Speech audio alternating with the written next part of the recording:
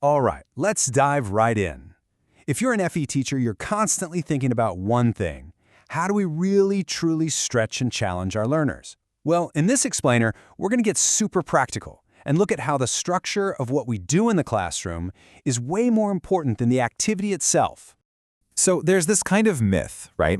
We all have our go-to activities, group work, flipped learning, peer teaching, and we tend to think that just by doing these things, we're ticking the stretch and challenge box. But here's the big question. Do they? I mean, really?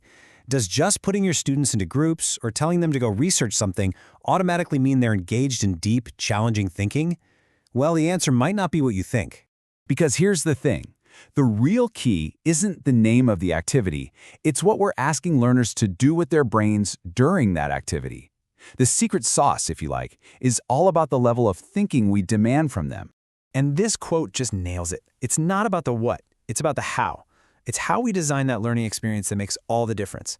That structure is everything. So let's open up a toolkit with 5 pretty common approaches. But a quick heads up, these are not magic bullets. They're just frameworks. Their power only gets unlocked when we design them specifically to get our learners thinking deeply.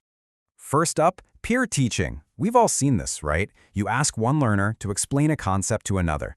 It sounds so simple, but what's happening under the hood, cognitively speaking, is actually pretty profound. And this is exactly why it works so well. You can't explain something clearly if you don't really get it yourself. The act of teaching forces a learner to take all those jumbled ideas in their head, put them in order, and then actually explain their reasoning. It's that process that creates the real stretch. Okay, next tool, independent research. And I don't mean just asking students to go find some facts on Google. We're talking about giving them a genuine question or a real problem to investigate. See, the challenge here isn't about finding information. It's about what you do with it. A great research task turns learners into detectives. They have to analyze sources, decide what's credible, and, this is the most important part, connect different ideas to come up with their own conclusions. That's a huge cognitive leap. Group work. It can be incredible, or it can be a total nightmare. The secret, according to our source material, is structure. And a brilliant way to add that structure is by giving each person in the group a specific job to do. Why is this so important? Well, for one, it stops 1 or 2 people from doing all the work. When everyone has a role, they're accountable. They have to explain their thinking, justify their ideas to the team, and really listen and build on what others are saying. It changes the whole dynamic. Next up is carousel learning. Picture it. You have different stations or tasks set up around the room, and learners rotate between them, often adding to the work that the previous group left behind. The challenge here is all about that dynamic movement. You don't just solve one problem and you're done. You arrive at a new station, you have to quickly figure out what the last group was thinking, and then you have to build on it, or maybe even challenge it. It really forces learners to be flexible and see things from different angles.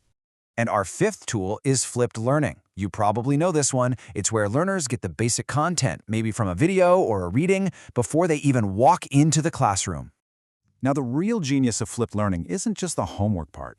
It's about what it does to your class time. It frees you up. Instead of spending that valuable face-to-face time just delivering information, you can dive straight into the deep stuff, meaty discussions, tricky problem solving, and actually applying the concepts.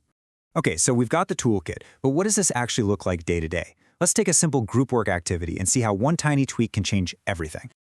This is just a perfect example. Look at the left. List the key features. That's just memory, pure recall. Now look at the right. Justify which feature is most important and why. Whoa. Suddenly, it's not about listing anymore. It's about analyzing, prioritizing, evaluating, and defending your reasoning. It's the same activity, group work, but a completely different universe of thinking. So let's pull all this together. It's pretty clear that these approaches, group work, research, all of them, they're just the car. Where you end up, whether it's deep thinking or just surface-level stuff, depends entirely on how you design the journey. And honestly, if you take one thing away from this whole explainer, let it be this. None of these activities are magic. They don't create stretch and challenge by themselves. They are only as powerful as the thinking tasks we build inside of them. So how do we actually do it? Well, it boils down to 3 key ideas. 1. Design tasks that go beyond just ticking a box. Aim for analysis, evaluation, creation. 2. Always ask why. Make explaining and reasoning a non-negotiable part of the task. And 3. Help them connect the dots. Push them to apply what they know in new and unfamiliar ways. So I'll leave you with a challenge. Think about your own teaching. Which one activity that you've got planned could you tweak just a little to push for that deeper level of thinking this week? Because sometimes the smallest change in design can make the biggest impact on learning. Thanks for joining me.